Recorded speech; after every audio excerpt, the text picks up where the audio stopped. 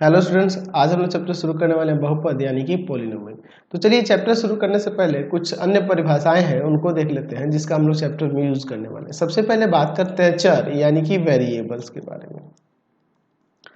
क्या होता है वेरिएबल्स, चलिए इसको देख लेते हैं। पहले मैं इसे परिभाषित कर देता हूँ फिर आप समझाऊंगा। वह राशि जो भिन्न भिन्न मानों को धारण कर सकती है, मानों को धारण कर सकती है चर कहलाती है।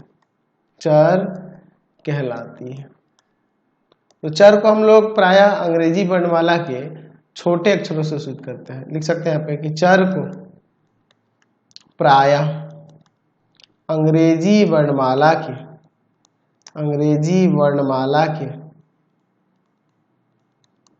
छोटे अक्षरों यानी कि जैसे हो गया x हो गया small x, small y, small z, इस तरह से t हो गया, w हो गया, इस तरह से सूचित करते हैं या सूचित किया जाता है। तो चर क्या होता है? ये वैसी राशि होती है जो भिन्न भिन्न मानों को धारण कर सकती है, यानी कि ये स्वतंत्र राशियां होती हैं। ठीक है, इसे हम लोग अंग्रेजी वर्णमाला के छोटे अक्षरों x, y, z, t, w इन सबसे सूचित करते हैं। देखिए कभी कभी हम लोग अचर को भी अंग्रेजी वर्णमाला के छोटे अक्षरों a, b, c इस सबसे सूचित करते हैं। इसीलिए मैंने आपको पहले लिखवा दिया कि प्रायः अंग्रेजी वर्णमाला के छोटे अक्षर सूचित करते हैं। यानी जरूरी नहीं है कि हमेशा अंग्रेजी वर्णमाला का छोटा अक्षर दिख जाए तो वो चर है, ऐसा नहीं है, अचर भी हो सकता है। अब ये अचर क्या होता है, चलिए अब इसको देखते हैं। अचर यानी कि कांस्टेंट क्या होता है? तो कांस्टेंट जो है, ये जो राशि होती है ये निश्चित होती है, ये फिक्स रहती है, इसमें परिवर्तन नहीं किया जा सकता, जो रहेगी वो रहेगी, है ना जी। तो इनको हम लोग क्या कहते हैं? अचर कहते हैं। तो यहाँ पे लिख सकते हैं कि वह राशि जो निश्चित हो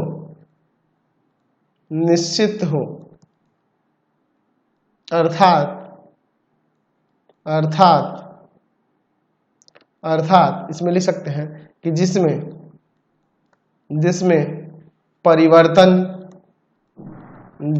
परिवर्तन नहीं होता है,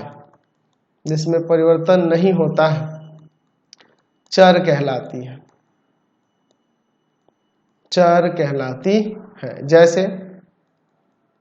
जैसे अगर इसमें बात करें तो जैसे मैं 2/7 लिख देता हूं तो ये आपका अचर है। मैं √3 लिख देता हूँ, ये भी आपका अचर है। 0 लिख देता हूँ, ये भी आपका अचर है, कांस्टेंट है। समझे ना। अगर कई जगह पे अचर को हम लोग अंग्रेजी वर्णमाला के बड़े अक्षरों से सूचित कर देते हैं, या कभी कभी हम लोग इसके छोटे अक्षरों a, b, c से भी सूचित करते हैं। ठीक है, ये फिक्स रहती है राशि, इसमें कोई परिवर्तन नहीं होता है। ऐसे कोई भी वास्तविक संख्या लिख दोगे तो आपका अचर ही होगा। चलिए अब हम लोग बात करते हैं बीजगणितीय पद के बारे में। तो चलिए देखते हैं बीजगणितीय पद क्या होता है। बीजगणितीय पद यानी कि अलजेब्रिक टर्म्स क्या होते हैं? ठीक है, देखिए अलजेब्रिक टर्म यानी बीजगणितीय पद की बात करें तो अगर हम लोग चर और अचर को गुना कर दें, उनका गुणनफल के रूप में लिख दें तो आपका बीजगणितीय पद हो जाता है। ठीक है, तो लिख सकते हैं यहाँ पर कि चर और अचर के गुणनफल को क्या कहते हैं जी? गुणनफल को बीजगणितीय पद कहते हैं। बीजगणितीय पद कहते हैं। जैसे मैं यहाँ पे लिख देता हूँ 4 और गुना में हम लोग y, तो ये आपका क्या हो जाएगा? 4y हो जाएगा। तो ये आपका क्या होगा? एक बीजगणितीय पद हो गया। मैं यहाँ पे लिख रहा हूँ 2/3 और गुना में x², तो ये क्या हो जाएगा? 2/3x²। तो ये 2/3x² जो देख रहे हैं ये आपका बीजगणितीय पद हुआ। समझे ना जी। चलिए अब हम लोग बात करते हैं बीजगणितीय व्यंजक के बारे में। बीजगणितीय व्यंजक क्या होता है? व्यंजक। ठीक है, यानी कि अलजेब्रिक एक्सप्रेशन, अलजेब्रिक एक्सप्रेशन क्या होता है बीजगणितीय व्यंजक? तो जब एक से अधिक बीजगणितीय पद जो हो वो बीच में उनमें प्लस माइनस दे देंगे, है ना, उनके मतलब उनके संयोजन से बना हुआ जो आपके पास कह सकते हैं व्यंजक होगा, उसी को हम लोग बीजगणितीय व्यंजक कहेंगे। लिख सकते हैं यहाँ पे कि एक या एक से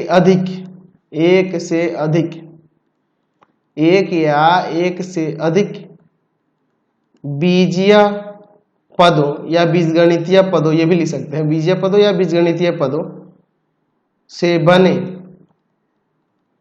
व्यंजक को बीजगणितीय व्यंजक कहते हैं। बीजगणितीय व्यंजक कहते हैं। ठीक है, जैसे मैं यहाँ पे देखो एग्जांपल के लिए ले लेता हूं, मैं यहाँ पे मान लीजिए लिख देता हूं 2x² y प्लस का 5x। देखिए ये दो बीजगणितीय पद दिख रहे हैं, ये भी बीजगणितीय पद है, ये भी बीजगणितीय पद है, इनके योग से बना हुआ है, इनके संयोजन से बना हुआ है। तो ये जो क्या दो बीजगणितीय इसमें पद है, इसलिए ये बीजगणितीय व्यंजक हो जाएगा। आप एक भी अगर बीजगणितीय पद देखते तो उसको भी हम लोग, अगर मैं लिख देता हूँ 2xyz, ये एक ही बीजगणितीय पद है ना जी, तो भी इसे हम लोग बीजगणितीय व्यंजक कह सकते हैं, कोई दिक्कत नहीं है। क्लियर है? चलिए अब हम लोग इसके बाद बात करते हैं बहुपद के बारे में। बहुपद यानी कि पॉलिनोमियल, जो आपके चैप्टर का भी नाम है, पॉलिनोमियल होता क्या है। ठीक है, तो जो बहुपद होता है ना, बहुपद उसमें एक ही चर मौजूद होगा। जैसे यहाँ पे एक्स वाई हो जा रहा है, एक्स वाई जेड हो रहा है, तो ऐसे तीन तीन चर नहीं होंगे। हम लोग उसमें देखेंगे कि एक ही चर मौजूद होगा। और किस तरह का होता है तो लिख सकते हैं, ये भी आपका एक बीजीय व्यंजक ही होता है, बीजगणितीय व्यंजक ही होता है। लिख सकते हैं कि चर x में एक ऐसा बीजीय व्यंजक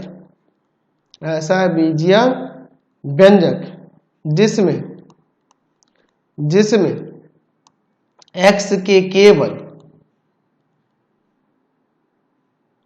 के केवल अऋणात्मक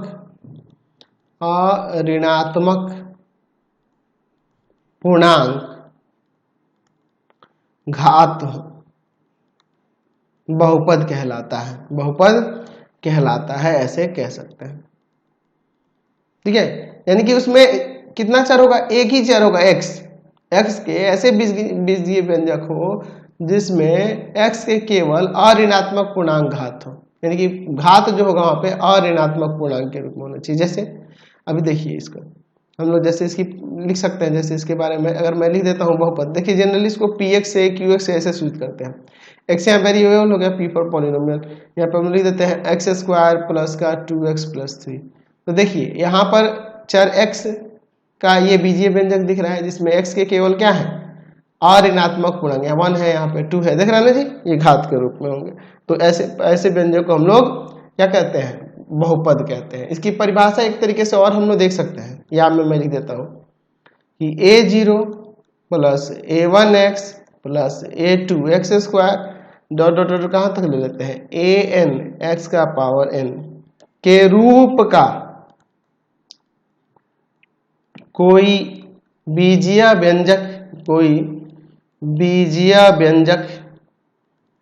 जहां an नॉट इक्वल टू 0, इसी में देते हैं कॉमा देके a0 a1 a2 ये सभी जो है an तक, ये सभी के सभी क्या होनी चाहिए? बिलोंग्स टू r, यानी कि सभी के सभी वास्तविक संख्या होनी चाहिए, है ना। तथा n एक पूर्ण संख्या हो, या अऋणात्मक पूर्णांक भी लिख सकते हैं। पूर्ण संख्या कहिए या अऋणात्मक पूर्णांक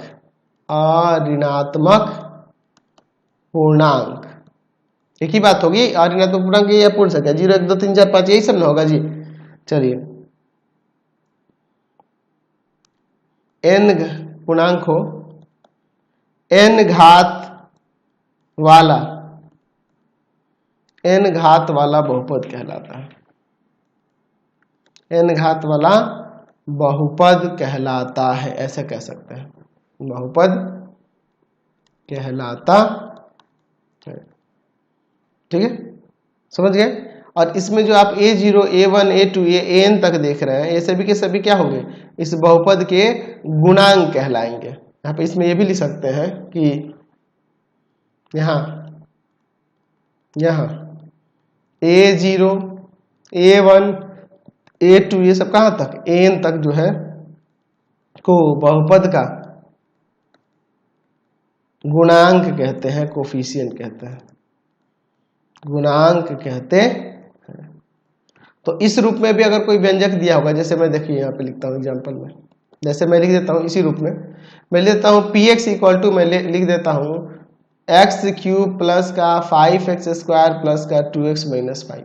तो ये जो देख रहे हैं ये बीजीय व्यंजक देखिए, यहाँ पे चर x के जो घात है, यहाँ पर क्या है, एक यहाँ पर क्या है जी, एक पूर्ण संख्या है n, जो यहाँ देख रहे हैं ना जी, n क्या है, इसके घात की बारे में बात हो रही है, एक पूर्ण संख्या है या फिर अऋणात्मक पूर्णांक कर सकते हैं। और यहाँ इनके साथ जो भी गुना में दिए हुए संख्या, यहाँ 1 है, यहाँ 5 है, यहाँ 2 है, -5 है, तो ये सभी क्या है, सभी क्या है, ये सभी के सभी वास्तविक संख्या है, इसलिए ये आपका क्या कहलाएगा, बहुपद कहलाएगा। और इसमें यहाँ पे जो 1, 5, 2 और -5 ये सब देख रहे हैं, ये सब क्या है, बहुपद के गुणांक कहलाते हैं, कोफिशिएंट कहलाते हैं। समझ गए।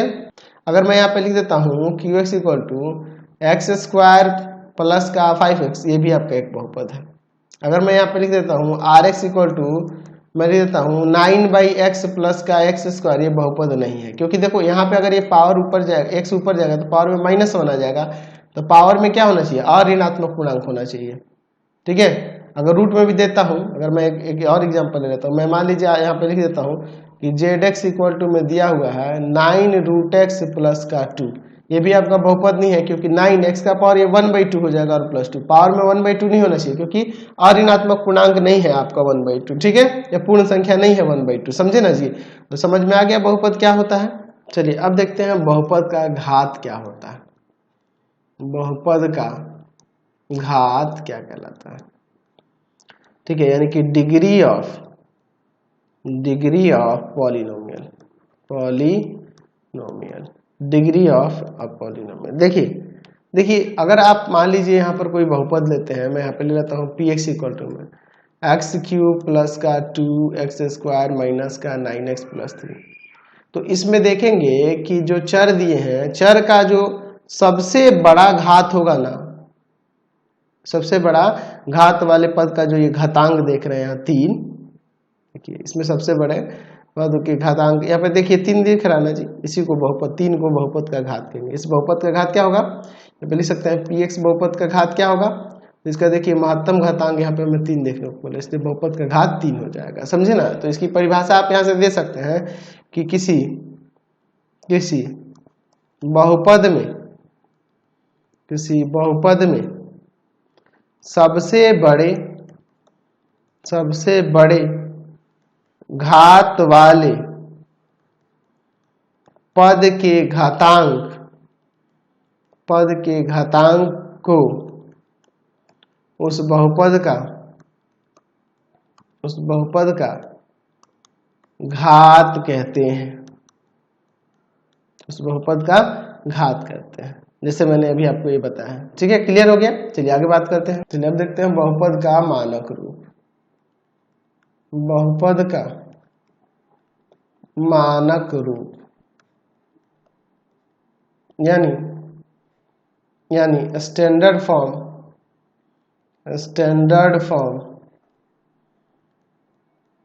ऑफ पॉलिनोमियल,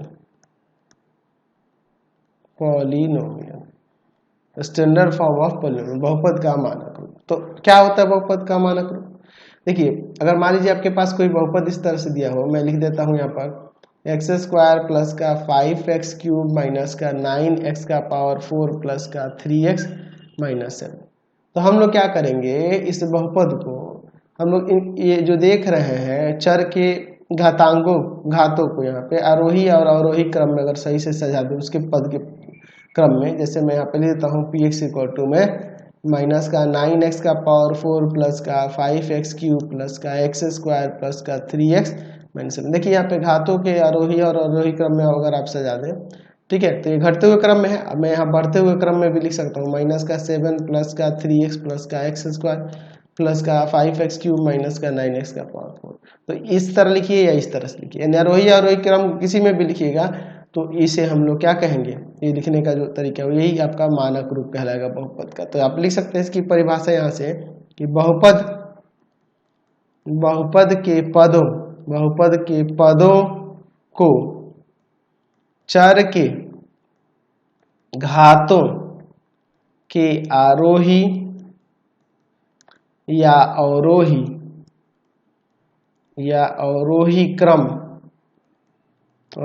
क्रम में सजाने पर प्राप्त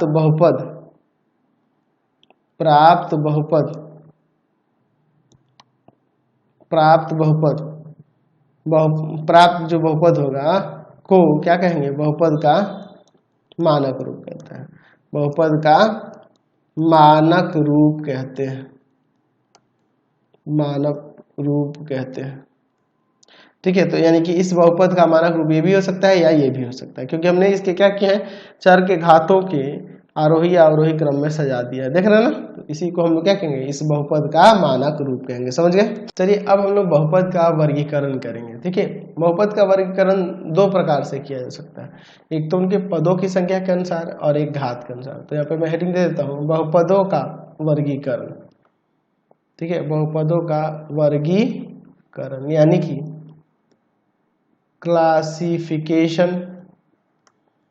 क्लासिफिकेशन ऑफ पॉलिनोमियल्स। ठीक है, क्लासिफिकेशन ऑफ पॉलिनोमियल्स, बहुपदों का वर्गीकरण। देखिए क्या होता है। देखिए बहुपदों का वर्गीकरण जैसा कि मैंने बताया कि हम लोग दो आधार से कर सकते हैं। तो सबसे पहले हम लोग बात करेंगे पदों के संख्या के आधार पर, है ना। तो यहाँ पर लिख सकते हैं पदों के अनुसार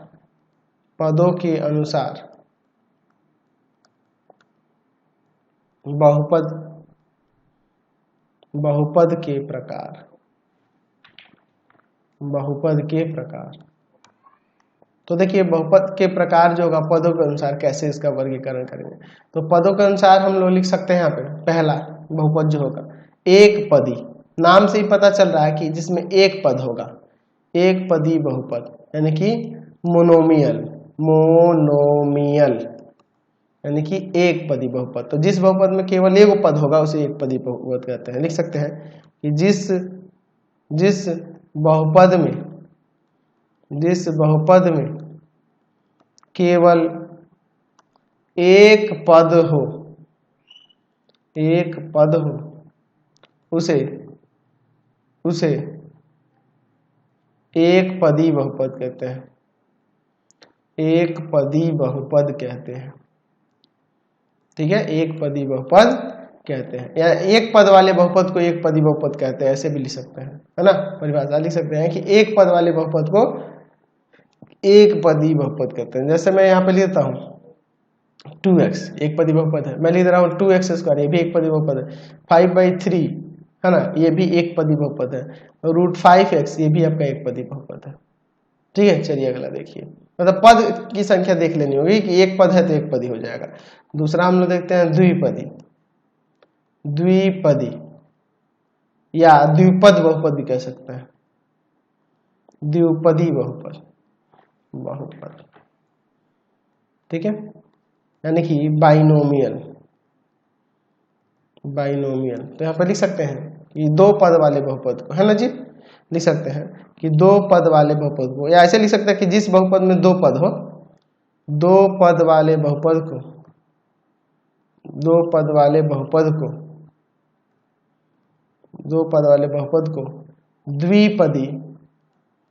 द्विपदी बहुपद कहते हैं। द्विपदी बहुपद कहते हैं।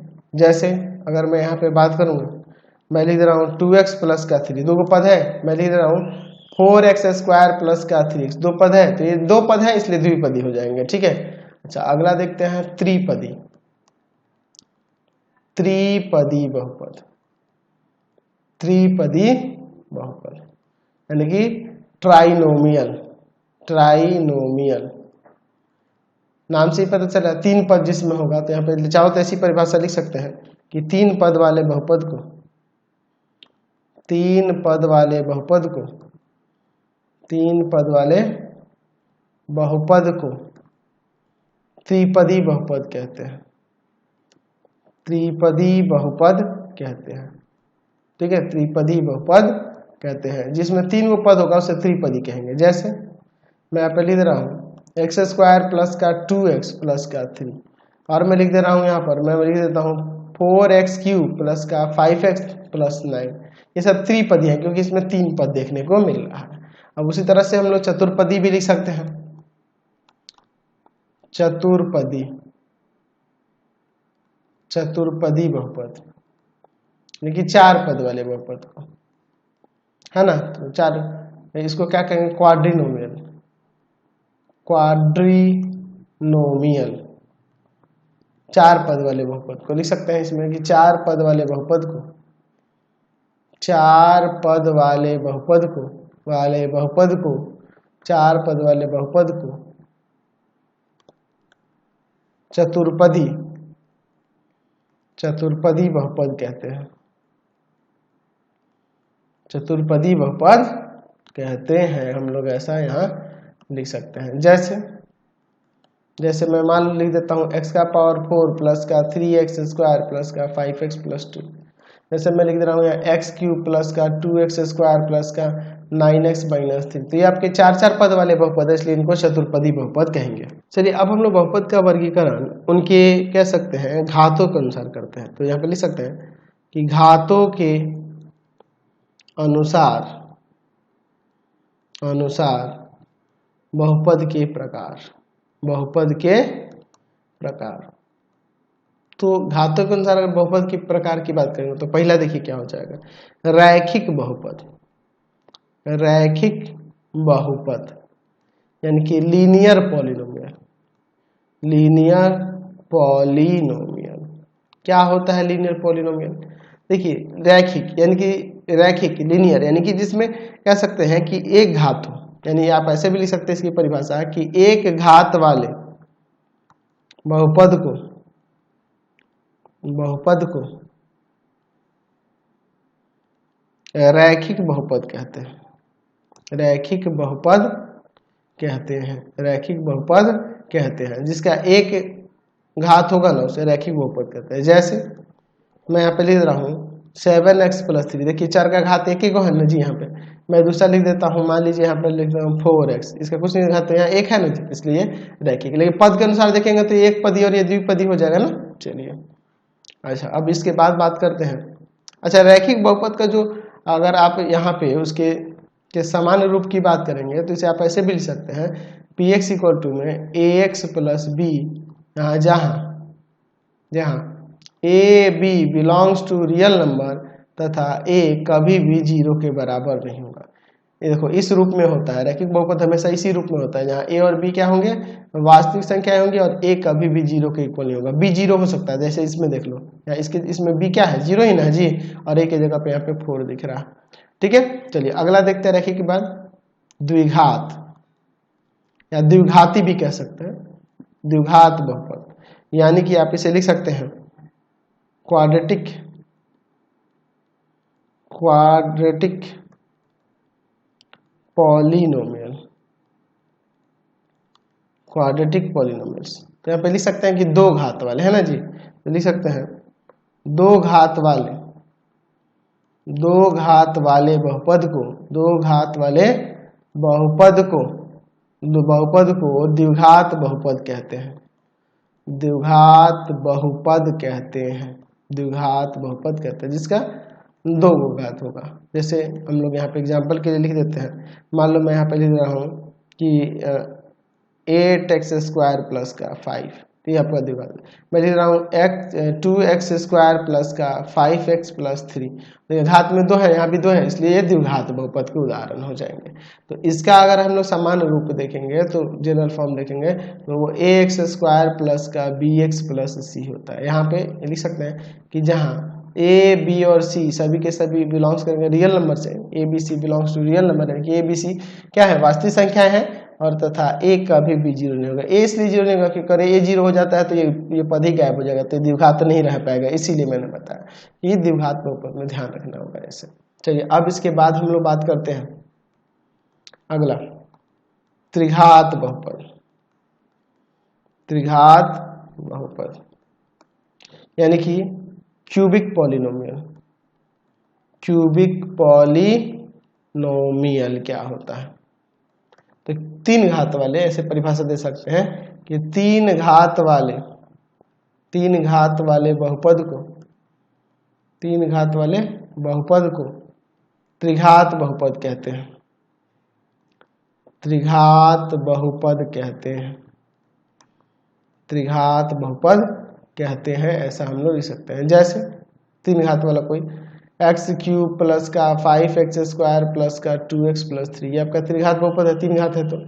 अच्छा मैं यहाँ पे सिंपली अगर x³ भी लिख रहा हूँ, ये भी त्रिघात बहुपद है। मैं यहाँ पे लिख रहा हूँ 4x³ प्लस का 5x, ये भी आपका त्रिघात बहुपद है, ठीक है। लेकिन पद के अनुसार ये एक पदी, द्विपदी और ये चतुर्पदी हो जाएगा, है ना जी। चलिए अगला देखते हैं हम लोग। त्रिघात हो गया, तो त्रिघात का अगर हम लोग सामान्य रूप देखेंगे तो हमेशा ax³ प्लस bx² प्लस का cx प्लस d इस रूप में रहेगा, जहां लिख सकते हैं कि a b c क्या है, a b c d ये सभी क्या है, रियल नंबर है, और a कभी भी 0 के बराबर नहीं होगा, नहीं तो त्रिघात रह ही नहीं पाएगा, ठीक है जी।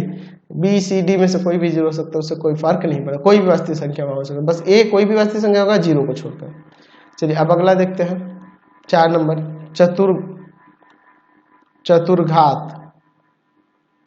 चतुर्घात बहुपद। चतुर्घात बहुपद यानी कि by quadratic polynomial. By quadratic polynomial यानी कि हम लोग कह सकते हैं 4 घात वाले बहुपद को, ठीक है। तो यहाँ पे लिख सकते हैं, कि 4 घात वाले बहुपद को, 4 घात वाले बहुपद को, 4 घात वाले बहुपद को चतुर्घात बहुपद कहते हैं। चतुर्घात बहुपद कहते हैं, चतुर्घात बहुपद कहते हैं। जैसे मैं यहाँ पे लिख देता हूँ चतुर्घात बहुपद लिख देता हूँ, मैं सिंपली अगर x का पावर 4 लिखता हूँ ये भी चतुर्घात हो जाएगा। मैं यहाँ पे लिख देता हूँ x का पावर 4 प्लस का 3x² प्लस का 2x प्लस का 5, ये अभी आपका चतुर्घात है, 4 घात है इसलिए चतुर्घात हो जाएगा, ठीक है।